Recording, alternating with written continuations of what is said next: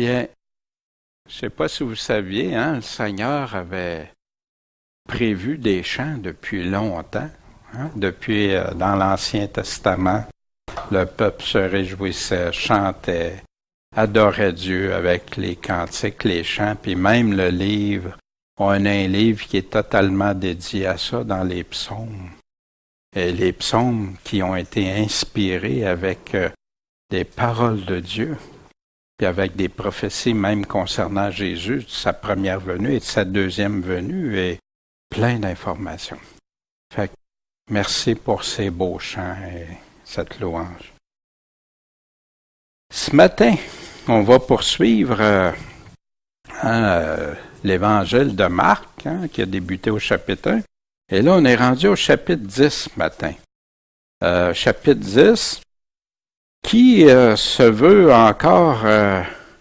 Marc va aller rapidement sur des sujets, et tellement rapidement que nous, on va aller voir examiner où on en parle de ce sujet. Mais avant, vous vous souvenez, la semaine dernière, chapitre 9, Jésus avait affirmé qu'il y a certains qui mourront jamais. Il a promis ça à tous ceux qui croient en lui, qui le suivent. À Moïse, Élie puis Jésus ensemble. La voix du Père qui dit de la nuée, celui-ci est mon Fils bien-aimé. Écoutez-le. C'est lui qu'on écoute maintenant. Jésus informe de sa mort, ses souffrances, commence à préparer. Mais même Pierre, ben non, Seigneur. Jésus clarifie qui est l'Élie qui devait venir, puis en allant regarder d'un passage en parallèle, nous confirme que cet Élie qui devait venir avant le jour du Seigneur, le jour terrible même, tout ça, était Jean-Baptiste. Le démon qui sort. Marc est rempli de délivrance, d'esprits immondes, d'esprits malins, appelez ça, qui causaient des maladies et toutes sortes de choses. Aussi, Jésus qui dit que si quelqu'un donne un simple verre d'eau à un de mes petits, ceux qui croient en lui, qui ne perdra pas sa récompense. Mais, si quelqu'un devient une occasion de chute, faire perdre la foi, wow, grave conséquence. Il vaudrait mieux qu'il y ait une pierre, une meule attachée au cou. Il a dit ça, c'est semblable à Judas même. Si ta main, ton pied, ton œil est une occasion de chute, de te faire chuter par rapport à Dieu, t'es mieux de l'enlever, la couper pour rentrer dans le royaume de Dieu. Avertissement sévère, personne ne coupe sa main. Personne arrache son œil.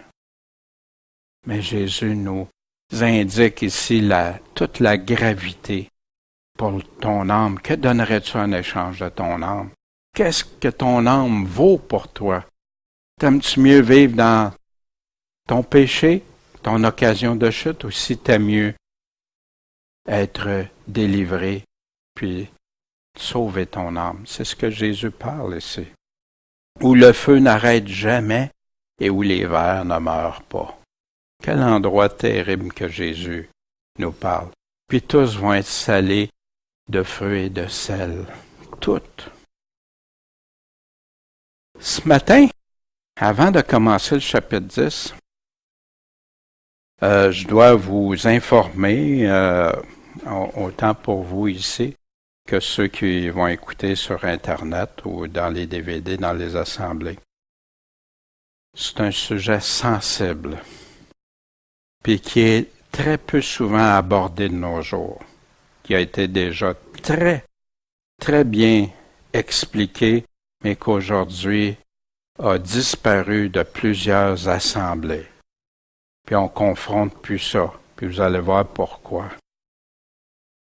Pour certains, ça va générer des réactions émotives. Des réactions émotives qui peuvent être bonnes comme moins bonnes. Il y en a qui vont dire, enfin, on entend parler de ce sujet-là clairement. Il y en a d'autres, ça va bousculer leur opinion. Il y en a d'autres, ça va les bouleverser. Il y en a qui vont même avoir du rejet. Non, non, non. Puis de la colère. Ça peut être bouleversant, puis inquiétant, comme ça l'a été pour moi, mon épouse, pour d'autres, plein d'autres. Puis j'en connais ici, oui, aussi la même chose. Mais, je vous en prie, écoutez jusqu'à la fin. Pas moi. Écoutez le Seigneur parler. Qu'est-ce que le Seigneur dit? L'opinion d'un homme, c'est bien secondaire. Puis ça vaut rien comparé à Dieu. Dieu dit la vérité. Laissez le Seigneur parler. Je vous en supplie. Vous savez, quand tu as un rôle de venir parler à d'autres, enseigner, dire, parler au nom de Dieu, c'est très, très sérieux. C'est très important. On ne peut pas dire n'importe quoi. Ce qu'on peut dire, par exemple, il faut que ça vienne de la parole. Notre foi doit être basée de ce qu'on entend. Ce qu'on entend vient d'où? De la parole. Puis pas seulement les choses agréables. Paul avertissait Timothée, parce que le temps viendra auquel ils ne souffriront pas, ils n'endureront pas la saine doctrine. De qui parle ici? Il parle-tu du monde? Ben non, il parle dans l'Église, ils n'endureront plus ça même. Mais aimant qu'on leur chatouille les oreilles. Une expression qui est par des discours agréables. Ils chercheront des docteurs, docteurs et enseignants qui vont répondre à quoi? À leurs désirs, à ce qu'ils veulent entendre. Puis qu'est-ce qu'ils vont faire? Ils vont détourner leurs oreilles de la vérité, puis se tourner vers des fables. C'est quoi des fables? C'est faux, c'est des romances, des légendes. C'est pas vrai. Mais c'est agréable. Une belle petite histoire. Mais c'est pour ça, écoutez le Seigneur, laissez parler le Seigneur ce matin, c'est très important. Puis il dit à Timothée, mais toi, ça ne s'applique qu'à chacun, veille en toutes choses, souffre les afflictions, et il dit tous ceux qui vont vivre, qui veulent vivre selon la piété, selon ce que le Seigneur demande, seront persécutés. Fais l'œuvre d'un évangéliste. Ah, là, c'est pas tout le monde qui est évangéliste, même si on essaie des fois d'imposer aux gens ce rôle-là. Là, on peut tous témoigner, on peut tous parler du Seigneur, mais il y a des gens que Dieu leur donne un don d'évangéliste, comme il a fait ici à Timothée. Rends ton ministère. Ministère, c'est ton service. Tu es au service du Seigneur, premièrement, puis de tes frères et sœurs. Que ton ministère rend-les pleinement approuvés. Mais quoi faire pour faire ça? Là, ils viennent nous dire qu'est-ce qui va se passer dans les églises à la fin, dans les derniers temps. Mais il venait juste de dire, prêche la parole. Insiste. Vous savez, des fois, puis là, je dis, Seigneur, quand je préparais ça, ce message-là, que je vais présenter ce matin, c'était lourd, honnêtement. Je dis, Seigneur, j'ai dit, j'aimerais ça comme passer, tu sais, non, Seigneur, jamais. Pas que j'aurais aimé passer par-dessus des paroles du Seigneur, parce que pour moi, toutes les paroles du Seigneur, pas un iota, comme Michel nous disait, va disparaître. Chaque parole sont importantes, toute parole qui sort de la bouche de Dieu. Mais parce que c'est dur, puis je le sais qu'il y en a qui vont réagir émotivement. Je le sais. Mais insiste en temps puis en dehors du temps. Pas juste quand ça te convient.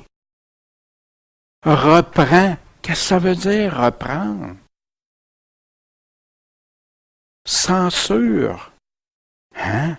Censurer. Ouais, prends position, affirme. Défends. Exhorte en toute patience ou toute douceur qui veut dire persévérance, comme Moïse était l'homme le plus doux. En passant, Moïse s'est mis en colère, hein? Il est arrivé des choses quand il a offensé à Dieu, il a même brisé les tables de la loi. Mais il était en persévérance, en douceur, pour que le message de Dieu passe. Il est revenu sur sa position, puis il a continué. Puis en quoi? En instruisant. Savez-vous de quoi il parlait juste avant ce passage-là? Vous connaissez tous, hein? 2 Timothée 3,16. Hein?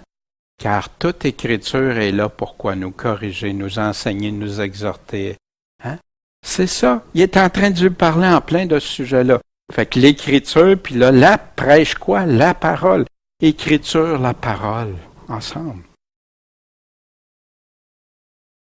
Fait que maintenant, on va commencer. Fait que si c'est parce que c'est désagréable, réfléchissez aussi aux paroles que Paul a dit pour la fin. Persévérez. Puis, étant parti de là, hein, de Capernaum, Jésus est venu sur les confins de la Judée, puis au-delà du Jourdain, hein, et les troupes ou les foules s'étaient encore rassemblées auprès de lui. Hein, on le voit souvent, ça. Et que les gens aimaient aller entendre Jésus. Pas tous ont choisi de le suivre, malheureusement. Puis, qu'est-ce qu'il faisait? Il leur enseignait comme accoutumé, comme d'habitude. Fait que là, pendant qu'il est en train d'enseigner, des pharisiens sont venus à lui pour le saluer, pour lui dire « Salut Jésus, comment ça va, un content que tu sois là? » Non, pour l'éprouver. Ils lui demandèrent. Fait que si c'est pour l'éprouver, ils veulent le tester, le piéger même. Est-il permis à un homme de répudier sa femme? Répudier en passant, hein, qui veut dire la mettre de côté. Fait que Jésus répond, puis leur dit, répond par une question. Qu'est-ce que Moïse vous a commandé? Oups! OK. Moïse a permis d'écrire la lettre de divorce, puis de répudier encore ainsi sa femme. En passant, des fois, il y a de la confusion, répudier, divorcer, etc., mais on va voir ça plus tard. À quoi ils font référence? Parce que tu cherches dans l'Ancien Testament, puis il y a juste une place qui aborde ça, cette lettre-là. Ils font référence à Deutéronome 24, 1 à 4, puis je vous invite à aller le lire. C'est un passage qui décrit que quand quelqu'un a trouvé quelque chose dans sa femme et qu'il va épouser, qu'il y a quelque chose qui ne va pas, qui n'est pas selon la parole, de déshonnête, là, il peut la renvoyer. Puis là, elle, si elle s'en va, puis elle se marie à quelqu'un d'autre, puis là, si elle se marie, après ça, elle est mariée, là, le mari la reprendra pas. C'est de ça qu'il parle. Allons voir. Mais il parle de mariage ici. Un exemple dans le Nouveau Testament de ça? On va aller voir. Matthieu 1, 18. Or, la naissance de Jésus-Christ arriva de cette manière. Comme Marie, sa mère, eût été fiancée à Joseph, avant qu'il soit enceinte, elle se trouva enceinte par l'opération du Saint-Esprit. Et Joseph, regardez comment il l'appelle ici, son mari. Mais il était fiancé, il n'était pas encore ensemble, mais il l'appelle son mari. C'est fait, tu as une promesse, un engagement. Pourquoi? Parce qu'il était juste et qu'il ne voulait pas la diffamer. Il l'aimait, Marie. Mais il y avait quelque chose que là, wow, elle est enceinte. Elle est enceinte, là. Qu'est-ce que je vais faire avec ça? Fait qu'il a voulu la renvoyer secrètement. Mais c'est ça l'exemple de ce que Jésus parlait. C'en est un des exemples. Fait que Jésus leur répond et leur dit, il lui dit pourquoi ce commandement-là leur a été donné? À cause de la dureté de votre cœur. C'est pour ça. Mais, au commencement de la création, qu'est-ce qui s'est passé? Le Créateur, il a fait quoi? Dieu a fait un homme et une femme. Un homme et une femme en passant. Pas deux hommes ou pas deux femmes, mais il a fait ça. C'est pourquoi l'homme laissera son père et sa mère et s'attachera à sa femme. Et les deux seront une seule chair. Ainsi, ils sont plus deux. Ils font une seule chair. C'est quoi le plan de Dieu? Jésus est en train de citer Genèse 2, 24, puis après ça, Paul reprend ça dans Éphésiens 5, 31. C'est pourquoi l'homme laissera son père et sa mère, il s'unira à sa femme, et les deux seront une seule chair. Paul répète continuellement les paroles de Jésus. Paul n'arrive pas avec des nouveaux enseignements comme moi on m'a déjà fait croire. Non, Dieu lui a donné certaines révélations pour tous, mais il ne modifie pas ce que Dieu a dit. Éphésiens 5, 28, de quoi il parlait juste avant? Donc les maris doivent aimer leur femme comme quoi? Comme leur propre chair, leur propre corps. Ils sont une seule chair. Celui qui aime sa femme s'aime lui-même. C'est quoi le plan de Dieu? Une seule chair. Puis c'est triste, hein? Il y en a qui mettent toute l'emphase sur soumission, puis plein d'affaires. Oui, c'est biblique, mais c'est pas Dieu. Un homme qui aime sa femme comme il s'aime. Tu vas y faire quoi? Tu vas y faire du tort? Tu vas y faire du mal? Non. Continue au verset 9. Donc, parce qu'ils vont être une seule chair, quoi? Que l'homme ne sépare pas ce que Dieu a uni, qui maintenant sont soudés, sont unis. Mais là, ses disciples l'ont interrogé encore sur ce sujet-là dans la maison, Jésus, hein? Les disciples, hein?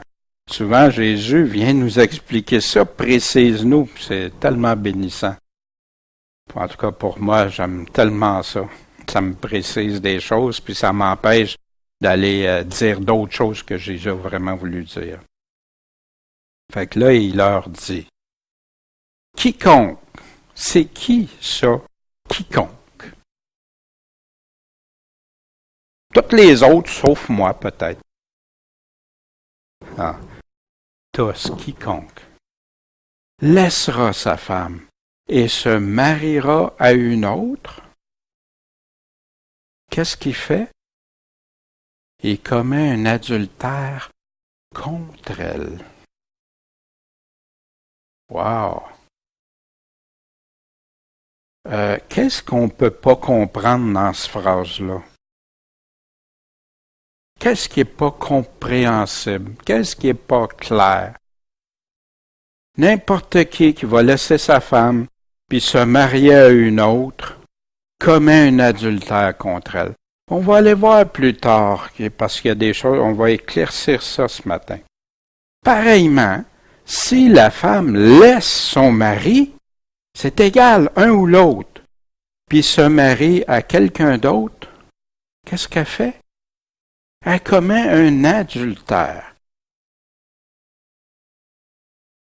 Bon, mais c'est-tu si grave que ça? Est-ce que les gens ne sont pas tous sous la grâce? Ceux qui croient. On entend ça dans des églises. Ouais, mais on est sous la grâce maintenant. 1 Corinthiens 6, 9. Est-ce qu'il parle à des gens qui étaient sous la grâce en passant? Oui. Puis il dit, ne savez-vous pas que les injustes n'hériteront pas le royaume de Dieu? Fait que là, c'est qui ces injustes-là? Il va nous le dire. Et il parle aux Corinthiens, hein, une église. Ne vous y trompez pas. Ça veut dire quoi, ça? Ne vous y trompez pas. Laissez-vous pas. Trompez pas votre cœur, laissez-vous pas tromper par d'autres. Trompez-vous-y pas. Ni les impudiques, ni les idolâtres. Hein? Fait que ça exclut l'adultère avec Dieu, là. Non, il en parle là de l'idolâtrie. Ni les adultères, ni les efféminés, ni les infâmes, etc. Puis il continue. Dans Hébreux 13, 4, que le mariage soit honoré de tous. Savez-vous que le mariage est déshonoré aujourd'hui? C'est terrible, terrible. Dieu, il dit quoi? Que le mariage soit honoré de tous. Et le lit conjugal exempt de quoi? De souillure. Oui, parce qu'on peut se souiller. Puis il va dire pourquoi? Qui fait ça? Comment? Car, parce que, à cause, Dieu jugera, mais qui est dans la souillure? Les impudiques et les adultères. Ah ben non, ça me concerne. Oups, à qui il parle ici? Allez relire les passages d'Hébreux, puis justement le chapitre de la foi, puis qu'est-ce qui est arrivé. Paul reconfirme la gravité dans Éphésiens 5, 3. Encore là, à qui parle? Que ni la fornication, ni aucune souillure, ni l'avarice, etc., ni avare qui est un idolâtre, n'a pas d'héritage ou dans le royaume de Christ. Il y en a qui ont même essayé de dire, c'est pas exactement, ça n'a rien à voir avec être sauvé, d'être dans le royaume de Christ. Avoir un héritage là, non, puis de Dieu. Puis regardez quel mot il utilise après. Que personne vous séduise.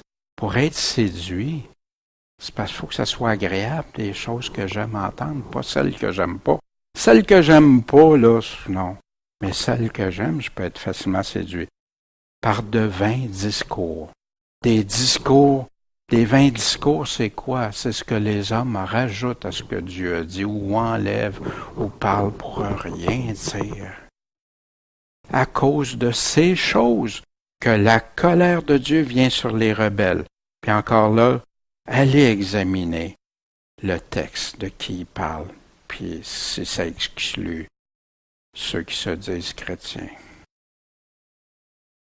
Puis, ne soyez donc pas leurs associés. Fait qu'ici, un chrétien, il dit aux chrétiens, soyez pas leurs associés.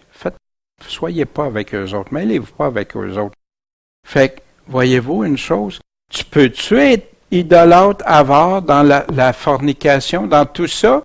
Non, parce que c'est clair que les chrétiens peuvent pas l'être, puis il dit, ceux qui sont comme ça, sépare-toi. Fait que ceux qui mentionnent que tu peux être comme ça, pareil, là, ils viennent de contredire Paul. Ben oui, moi, je peux être adultère, je peux être dans fornication, je peux être dans tout ça, mais si j'en vois un, là, qui est pas comme ça, là, non, pas lui. Lui, c'est un non-croyant, fait que je peux pas. Voyez-vous, ça tient pas la route. Paul n'a jamais prêché qu'on devait rester. Parce qu'on est sous la grâce de rester dans le péché, jamais. Galates 5, 19. Car les œuvres de la chair sont évidentes. Ça veut dire quoi, évidentes? Lesquelles sont, Puis il va nous le dire, l'adultère, la fornication, la souillure, l'impudicité, l'idolâtrie, l'empoisonnement, les querelles, jalousies, inimitiés, des gens, puis même des églises ou des chrétiens qui se haïssent les uns les autres. Wow! Wow! C'est ça l'Évangile. Les disputes, les divisions, les sectes, les envies, les meurtres, les ivrogneries, les gourmandises et les choses semblables à celles-là, au sujet duquel je vous prédis, comme je vous l'ai déjà dit, Paul le répétait dans plusieurs lettres, que ceux qui commettent de telles choses, c'est qui commet de telles choses? Ben moi, je suis chrétien. Non, non. Ceux qui commettent de telles choses n'hériteront pas le royaume de Dieu. Comment on peut entendre des gens qui contredisent ça? Comment? Paul, il s'est trompé. Paul, il savait pas ce qu'il parlait, Paul. Oh, ben Paul, hein? Pourtant, quand il parle de la grâce, oh, là, c'est important. Voyez-vous, tu peux pas faire ça. Tu prends la parole, c'est un tout. Tu choisis pas les choses agréables puis rejeter celles qui te semblent moins agréables. Puis pour Jésus, est-ce que c'est si grave que ça? Dans Matthieu 7,21, ceux qui me disent « Seigneur, Seigneur », n'entreront pas tous dans le royaume des cieux. Mais celui-là, seul, qui fait quoi? La volonté de mon Père qui est dans les cieux. Pensez-vous que l'adultère fait partie de la volonté de Dieu? Matthieu 12,50, Jésus continue. Car quiconque fait la volonté de mon Père qui est dans les cieux, c'est lui ou c'est elle qui est mon frère, ma sœur puis ma mère. Qu'est-ce que tu dois faire pour faire partie, être en relation? Ben, faire la volonté du Père. Faire ce que Jésus, écoutez-le.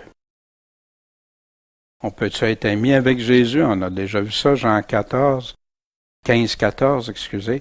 Vous êtes mes amis si vous faites ce que je vous commande. C'est étrange quand j'entends, moi, qu'il n'y a aucune condition. Parce qu'ils vont prendre des passages que Paul parle, il est en train de développer des sujets, puis ils viennent dire ici, non, c'est présenté pratiquement comme une option d'obéir au Seigneur. Je peux être en relation avec lui sans lui obéir.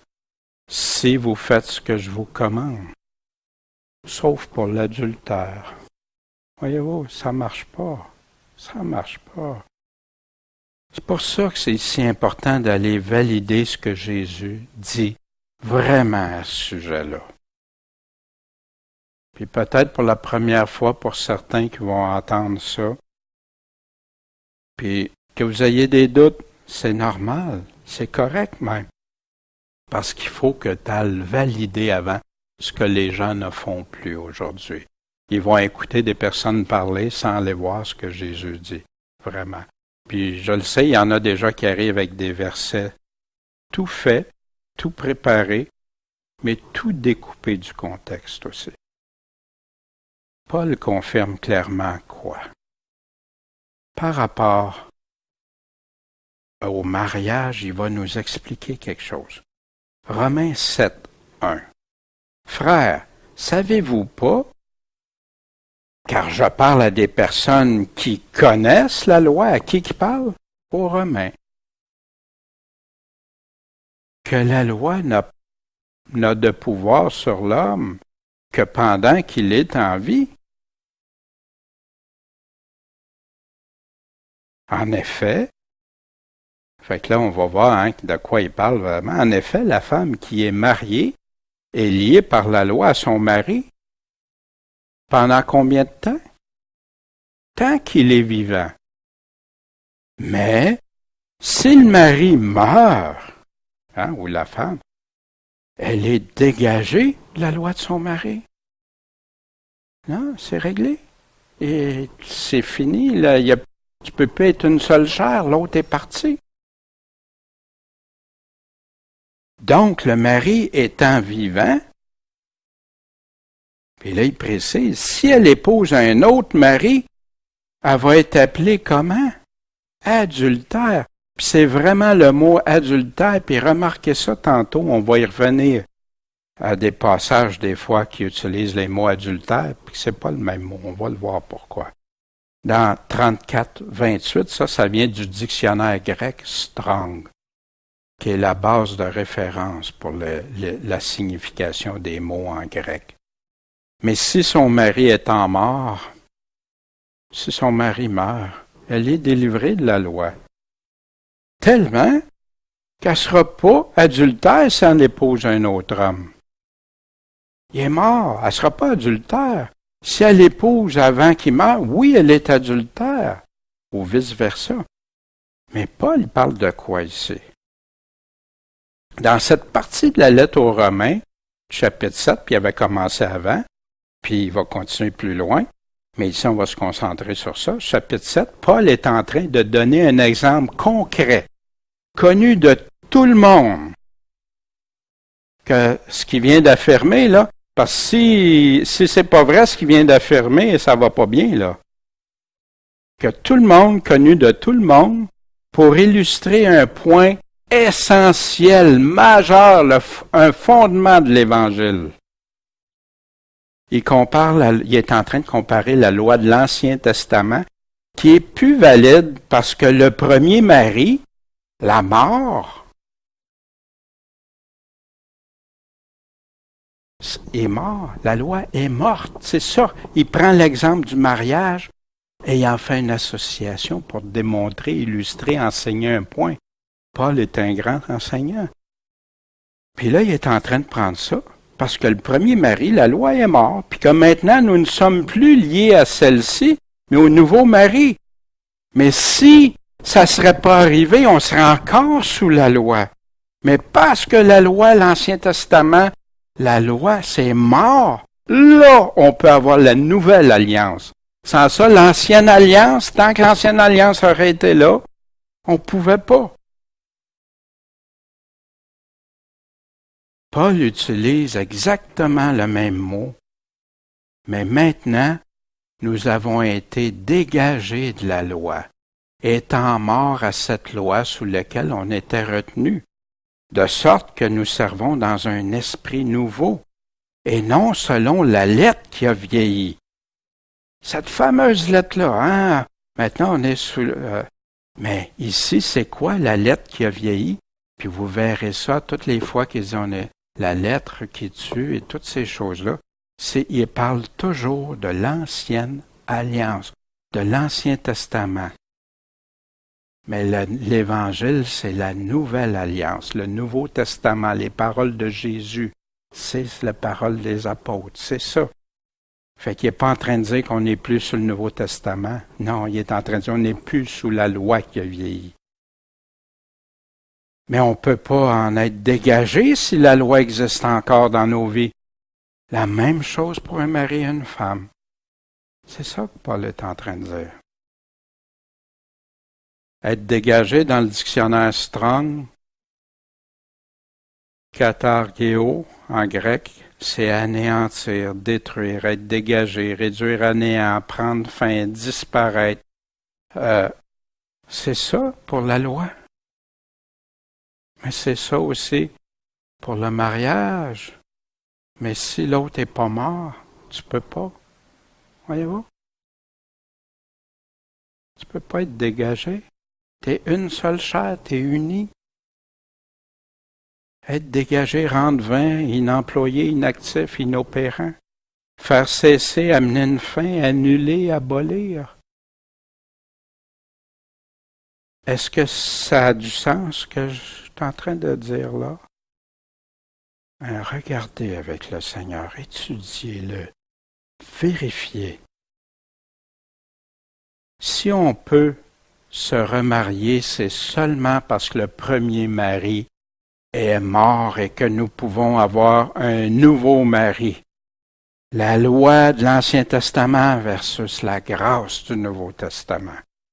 Si Paul utilise un exemple qui n'est pas vrai, ou qui se trompe, que tant que l'autre est vivant, on ne peut pas se remarier, alors tout ce qui a écrit son argument sur la loi et la grâce tombe.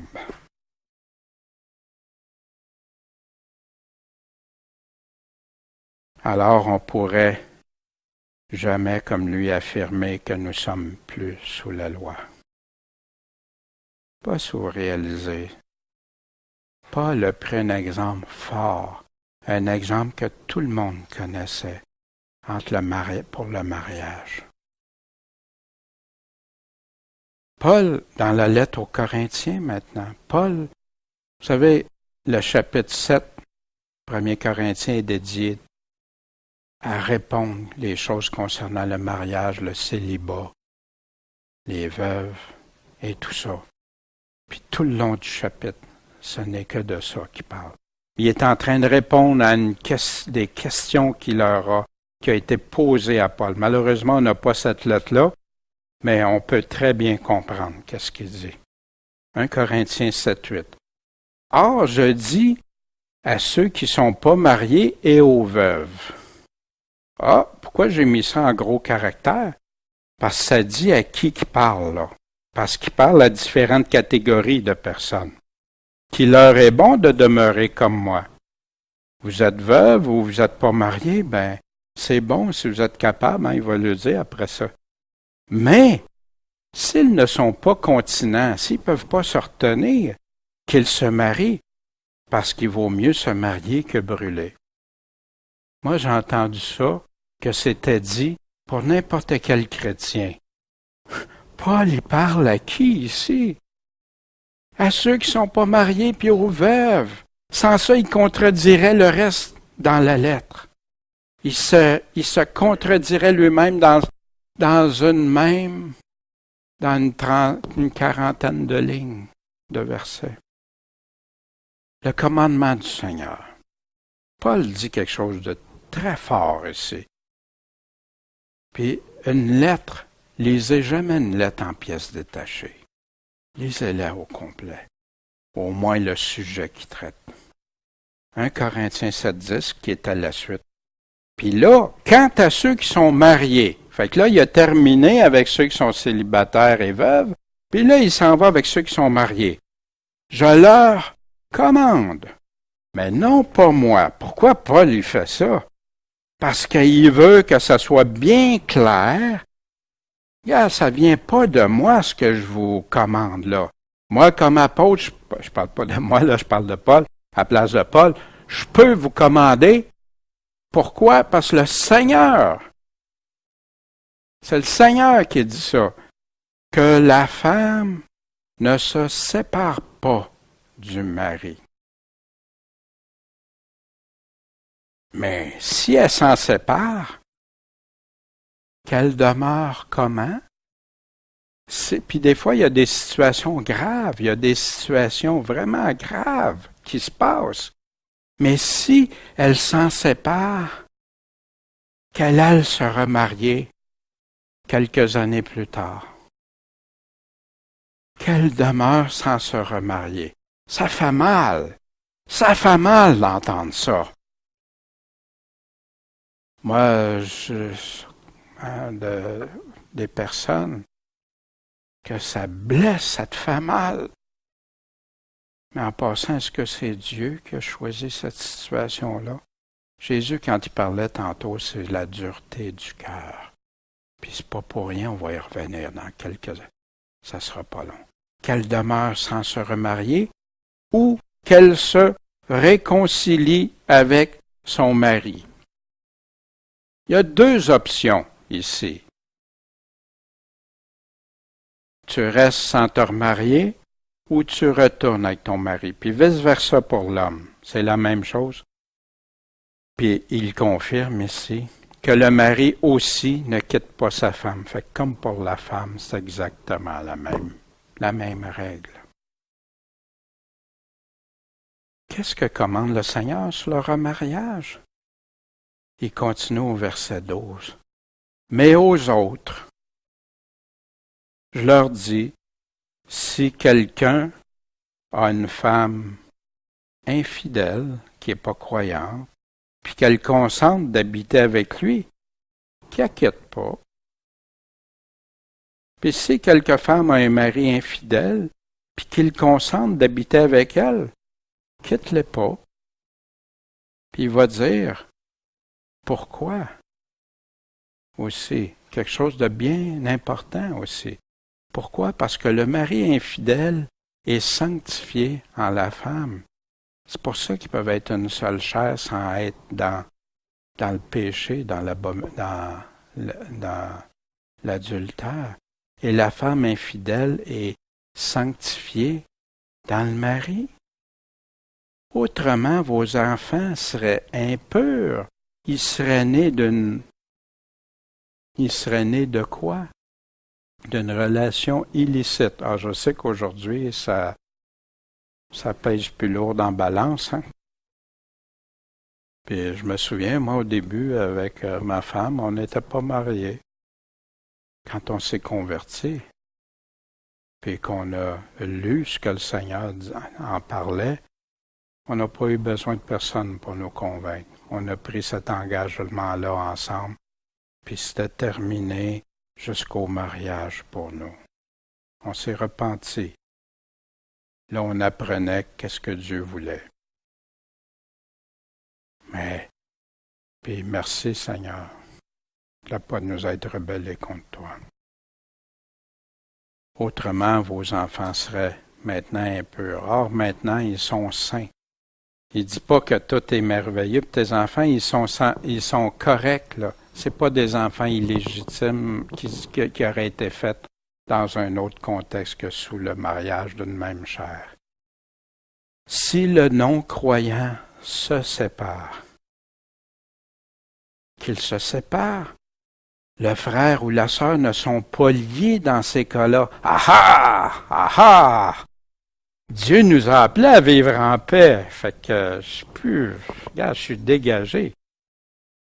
Ben, si tu es libre maintenant de te remarier, Paul va se contredire à plusieurs endroits, vous allez voir.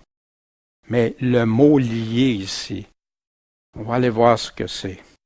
Lié ou asservi. Il y a des traductions qui sont très fidèles au mot, au contexte, asservi. Du dictionnaire Strong grec, numéro 1402. Puis je le marque parce que les gens sont sûrs, il y a beaucoup qui sont même pas au courant, il y a même des pasteurs qui sont même pas au courant de ça, puis ils enseignent sur le mariage, le remariage, puis souvent ils sont même remariés eux autres. Fait que comment ils peuvent enseigner jusqu'à ce que Dieu dit? Pas pour rien que la parole ne dit que même pour les pasteurs, les anciens, les diacres. Un seul mariage.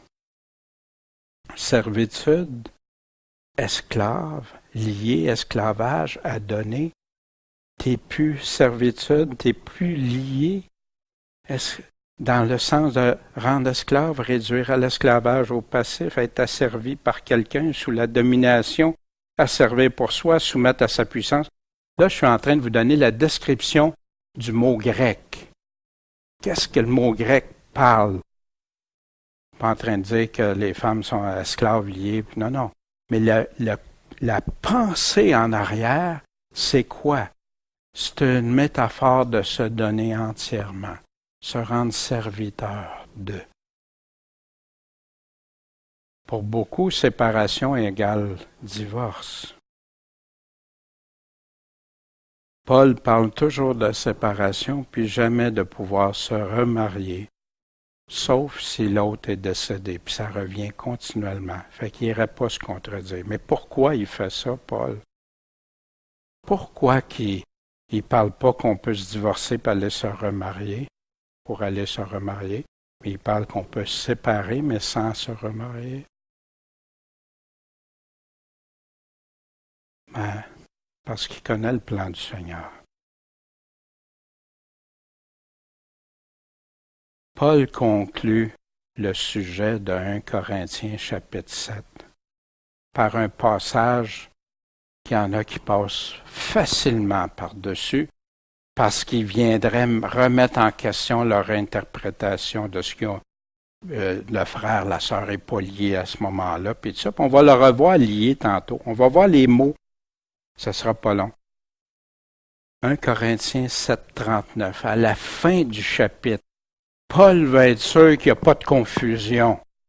Qu'est-ce qu'il dit ici? La femme est liée par la loi pendant tout le temps que son mari est en vie. Mais si son mari meurt, elle est en liberté de se marier à qui elle veut. Seulement que ce soit en notre Seigneur, selon la volonté de Dieu, selon le plan de Dieu, selon les commandements de Dieu. C'est ça qu'il est en train de dire. Fait qu'ici, si de pu être lié, comme il disait tantôt, t'es pas lié, si l'autre veut s'en aller, laisse-les. Il s'en va. De toute façon, peux-tu le retenir de force? Regardez bien. Paul savait que le divorce ne faisait pas partie des plans de Dieu. C'était clair dans sa tête. Il n'a jamais enseigné autre chose. On va aller voir, les frères, les sœurs ne sont plus liés si l'infidèle décide de partir. Le mot utilisé ici est 1402 dans le texte grec original. Puis ça, vous pouvez voir ça dans tous les Bible online et tout ça. Lié, qui voulait dire servitude, se donner entièrement, se rendre au service de, c'était ça, le mot lié. Comme je peux être sous contrat avec quelqu'un, un contrat, puis je vais aller travailler pour quelqu'un qui va me rémunérer. Je peux être, mais si le contrat, mettons, est brisé, t'es plus lié, là. Tu sais, tu peux, ouais, OK. Pour les contrats humains. On va voir maintenant. Femme, homme lié du verset 39 où Paul clarifie clairement le mot qui n'est pas pareil, qui est utilisé 44 fois dans le Nouveau Testament, qui est dans le sens de lier, mais lié avec le contexte de mettre sous obligation des lois, des devoirs, être lié à mari et femme. Fait qu'une part, t'es plus sous la servitude. Le mot lié, affranchi ou asservi, t'es plus asservi à ça. L'autre, t'es lié sous obligation, devoir. Fait que le verset 39, il dit quoi dans le fond? Il dit, t'es lié sous la loi, quand t'es marié, t'es lié sous la loi tant que l'autre n'est pas mort. Dans l'autre cas, t'es pas lié à le servir s'il s'en va. Comprenez? Mais il parle-tu que tu peux te remarier? Non, il parle pas ça. Il vient confirmer le contraire ici au verset 39. Est-ce que c'est clair ce que j'exprime? J'ai peut-être pas... Ça tient-tu? Soyez... Puis j'implore, il y a des pasteurs qui peuvent écouter, puis ils n'ont jamais été à fond dans ça, qui n'ont pas... Puis comme moi, je n'avais pas été à fond autrefois, comme j'avais pas... Mais le Seigneur a permis qu'il arrive des circonstances, qu'il arrive des situations, qui a fait aller approfondir ça, d'avoir le cœur net. Parce que sans ça, ça se contredit avec d'autres parties. Où est la vérité? Dieu le Père veut pas que son enfant se remarie, sauf si son mari et sa femme est décédés. Le Père permet que les célibataires qui veulent se marier peuvent le faire sans obstacle, parce qu'il vaut mieux pour eux de se marier que de brûler. Qui se remarie sans que celui ou celle avec qui ils ont uni leur vie en premier ne soit décédé, comme un adultère. Se marier ou remarier doit toujours se faire selon les critères du Seigneur. Fait que dans le cas de remarier, c'est quoi selon le Seigneur? Peux-tu te remarier pendant que l'autre est encore en vie? J'ai aucune argumentation pour dire oui, oui, oui. Mais on va aller voir d'autres choses, ça ne sera pas long. Pourquoi l'apôtre Paul, qui donne largement des explications dans ses lettres, Paul va en détail dans plein de choses, mentionne jamais que les personnes peuvent se remarier en cas d'adultère? Il n'utilise jamais ces termes-là. Au contraire, il dit que nous sommes liés tant que l'autre est vivant ou vivant. Est-ce qu'on peut réussir à annuler la parole de Dieu? L'homme pense que oui. Savez-vous, puis c'est triste, il y a des assemblées qui font ça. C'est comment tu veux annuler, puis Paul dit, vous annulez ainsi, Jésus l'utilise aussi, vous annulez ainsi la parole de Dieu. On peut prendre quelques versets hors de son contexte pour convenir à notre désir, que ça soit agréable, que ça fasse notre affaire. Placer ces versets-là comme pouvant annuler les autres passages qui sont pourtant si clairs. On va prendre ceux qui sont moins clairs pour essayer d'abolir ceux qui sont clairs. Puis en arriver à tordre ce que Dieu dit vraiment. Tantôt, je vous ai donné la comparaison, un homme peut briser un contrat. Oui, il y a plein d'hommes qui brisent des contrats, des hommes, des femmes aujourd'hui. Mais Dieu ne brise pas les contrats. Il en arrive à tordre ce que Dieu dit vraiment, puis même s'en convaincre et l'enseigner aux autres.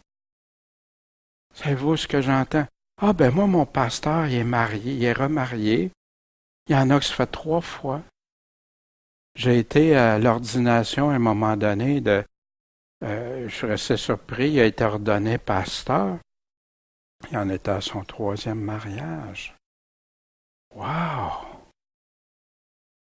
Les 2 autres étaient encore vivants. Puis on lui donne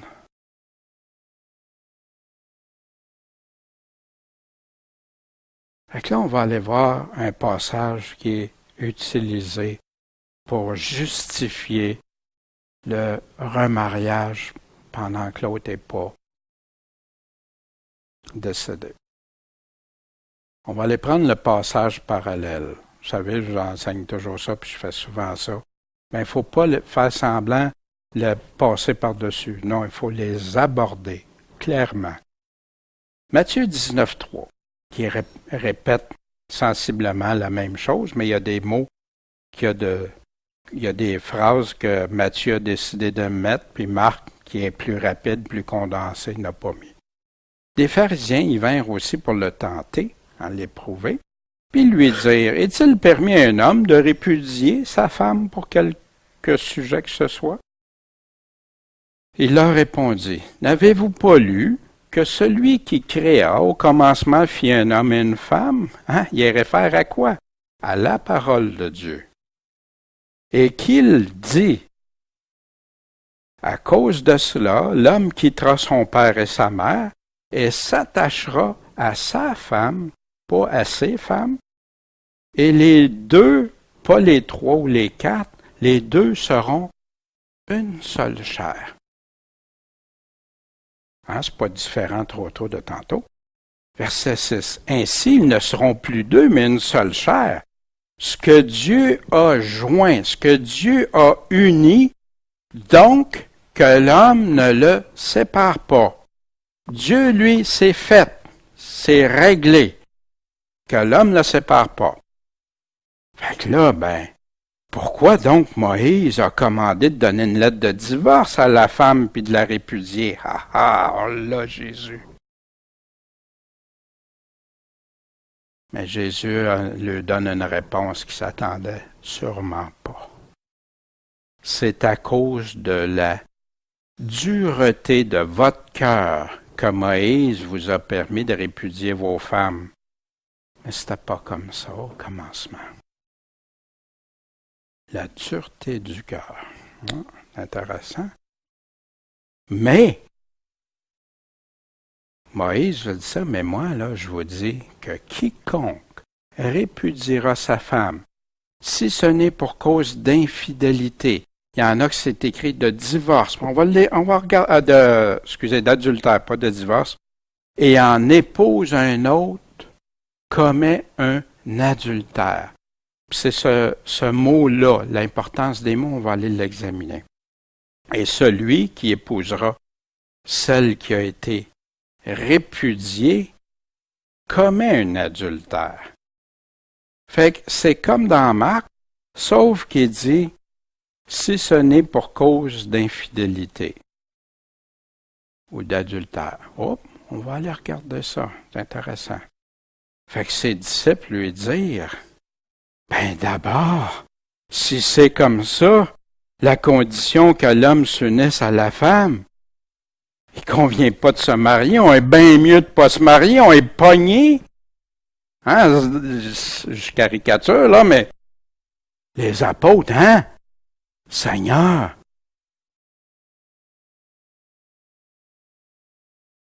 Mais Jésus leur répond quoi? Tous ne sont pas capables de ça, mais ceux-là seulement à qui ça l'a été donné. C'est une phrase que Jésus utilise, ça. Seulement à ceux que le Père a donnés. Seulement à ceux qui ont été donnés. Ouais, intéressant de réfléchir sur ça. Matthieu 19, 9. Mais, je vous dis que celui qui répudie sa femme, sauf pour infidélité, et qui en épouse une autre comme un adultère. Remarquez ici dans le dictionnaire grec les mots grecs utilisés. Comment? Ici, pour infidélité, c'est le 4202. Mais quand il dit commet un adultère, c'est plus le même numéro.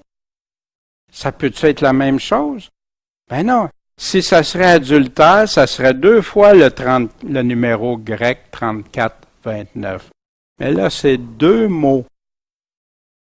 2 mots différents. Ah, ça avait attiré mon attention. Le 4202, qu'est-ce qu'il veut dire? Pornia, qui vient le mot porno, pornographique, qui veut dire impudicité, impureté, infidélité, prostitution, fornication. C'est ça que Joseph, face à Marie, pensait. Elle est enceinte, là. Voyez-vous? Fait que c'est pour ça qu'il voulait la répudier, mais de façon... Puis le mot 3429 est très clair. C'est un adultère. Fait que quiconque, sauf pour cause d'impudicité, infidélité, prostitution, fornication, il trouve quelque chose de honteux, exactement ce que Deutéronome disait, chapitre 24, verset 1. Encore là, du vrai le mot adultère dans Matthieu 15, 19, car c'est du cœur que viennent les mauvaises pensées, les meurtres, les adultères. 34, 30, tantôt 34, 32, c'est dans la même signification, la même catégorie de mots. Puis après les débauches, 42, 02. Les débauches, 42, 02, c'est la même chose que fornication qu'on vient de voir aussi. Voyez-vous, les 2 mots encore, le Seigneur nous laisse pas. Ceux qui lisaient le grec, qui était écrit en grec, comprenaient très bien, mais des fois, des versions qui utilisent les mêmes mots pour différents mots peuvent amener des gens à la confusion. Puis c'est pour ça que les mots sont importants. Aujourd'hui, non, c'est important. Le divorce de Dieu ou des hommes. Ça vient-tu de Dieu ou des hommes? Le divorce, c'est la solution de l'homme à cause de la dureté du cœur de Pierre. Qu'est-ce que c'est un cœur de Pierre par rapport à Dieu? Le pardon au cœur du divorce.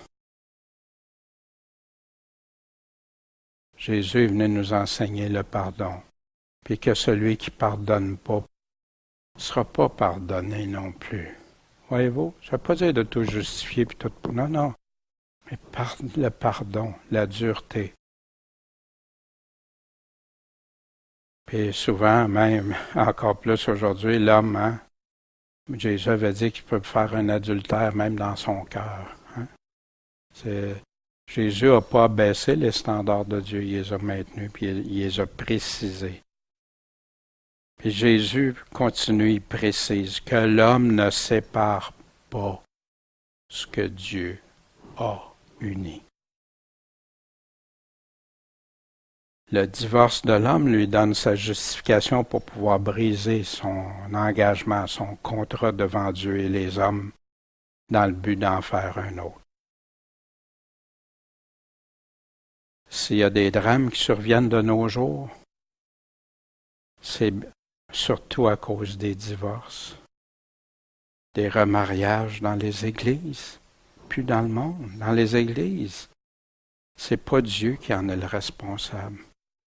L'homme peut faire des choses, puis Dieu après ça. Non, c'est mon choix, Seigneur. J'ai peut-être été mal guidé, mal dirigé, même par des pasteurs des fois.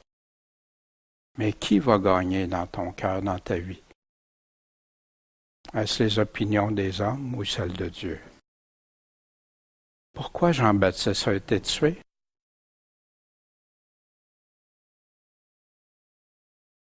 Que disait Paul aux Corinthiens au sujet de celui qui était avec la femme d'un autre que son propre père? Jean-Baptiste, il a été tué pourquoi? On va le voir dans quelques instants. Le divorce était un scandale pour la société, reculé juste il y a 40 ans, 50 ans. Puis il y a toutes les conséquences d'un divorce.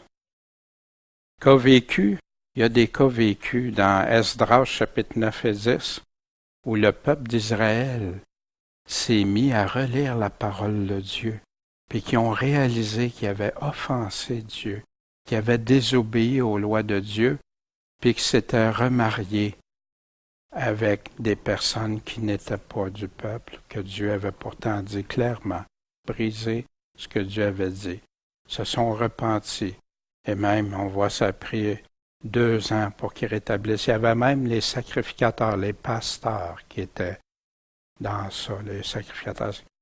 Il y a plein de témoignages, des témoignages de différents. Il s'est rempli de témoignages de personnes qui ont fait ce choix. Encore, il n'y a pas longtemps, on a rencontré une personne, André. Elle ne s'est pas remariée, elle est restée toujours pour le Seigneur. La paix avec Dieu que ça peut te donner. Dieu donne la force quand on fait un choix en accord avec sa volonté. Il ne nous laisse jamais tout seul. L'adultère est Dieu. Où trouve-t-on dans l'Évangile qu'on peut vivre dans l'adultère puis que Dieu va l'accepter parce que c'est moi? Dieu ne pourrait pas être si dur que ça. Non, Dieu n'a pas été si dur que ça. Dieu a dit que tu ne peux pas le faire. Mais tu choisis de le faire. C'est Dieu qui est dur. Il y en a raison pour ça. La société ne serait pas dans un état lamentable comme c'est par rapport aux enfants qui grandissent dans ça, puis qui après a des conséquences majeures. Puis ça, pas besoin d'aller ouais, mais non, va voir les statistiques. L'adultère est et sera toujours considéré comme une faute grave devant Dieu, sans exception de quiconque. Vous vous souvenez tantôt pourquoi Jean le baptiseur, Jean-Baptiste a été tué? Marc 6, 17, vous vous souvenez qu'on l'a vu?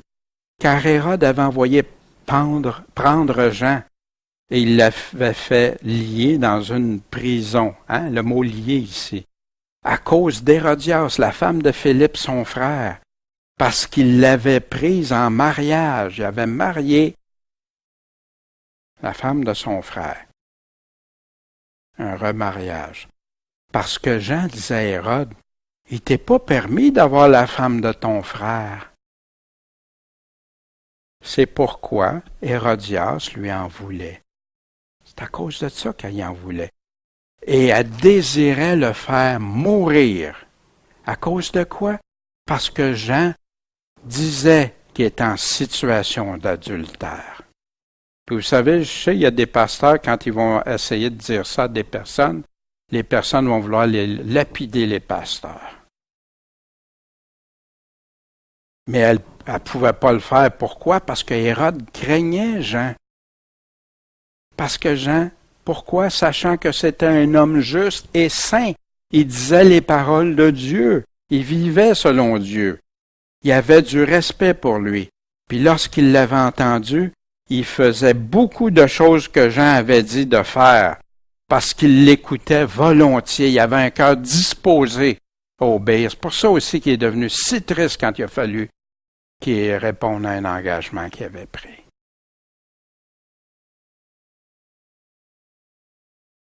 C'est un sujet sensible, hein? Très impopulaire de nos jours.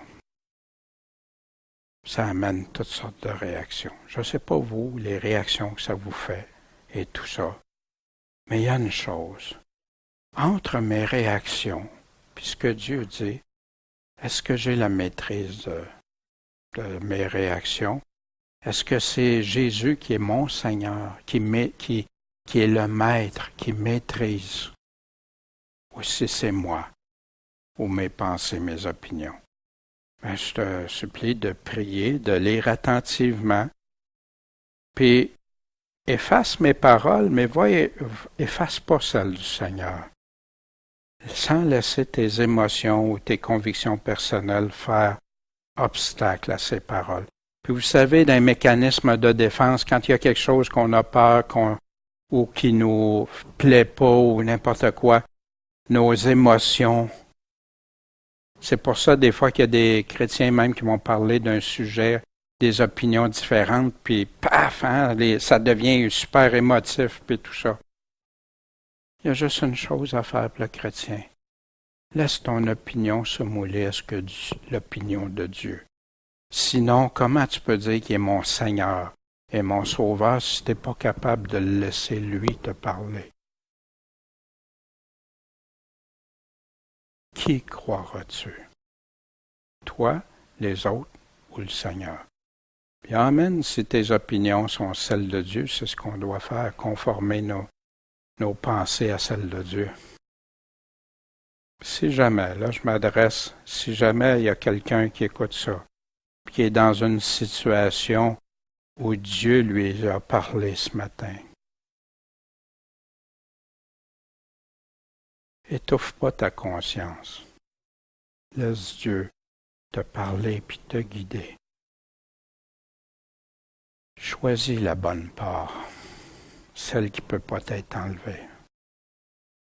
Continue à prier, à chercher ce que le Seigneur dit en premier. Comment est ton cœur?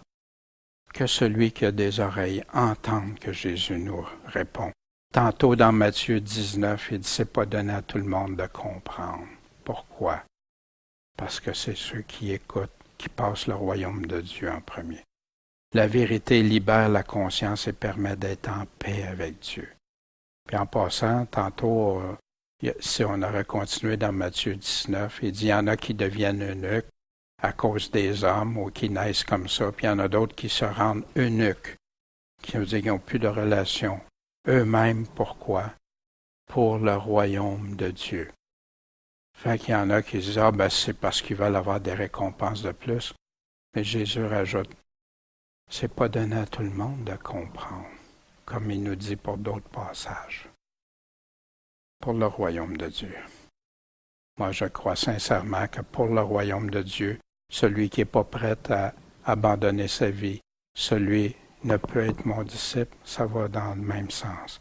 La vérité libère la conscience et permet d'être en paix avec Dieu. La paix avec Dieu, y a-t-il quelque chose de plus important, plus précieux? Le Seigneur est fidèle et n'abandonne jamais ceux qui se repentent et qui marchent sur le chemin étroit en se confiant en lui comme son enfant.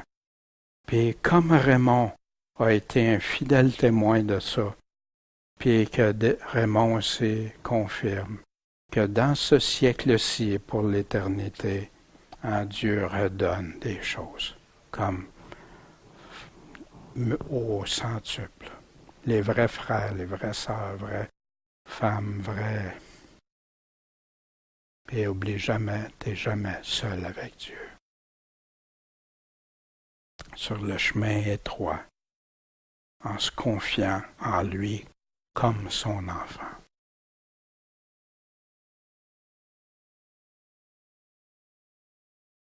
Jésus dit, quand Pierre était venu, il lui disait, ben nous autres, on a tout quitté, on t'a suivi.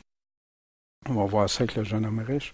Il leur dit en vérité, je vous dis, qu'il n'y en a pas un qui ait quitté sa maison, ses parents, ses frères, sa femme, ses enfants, pour l'amour du royaume de Dieu, qui ne reçoit beaucoup plus en ce temps-ci et au siècle à venir.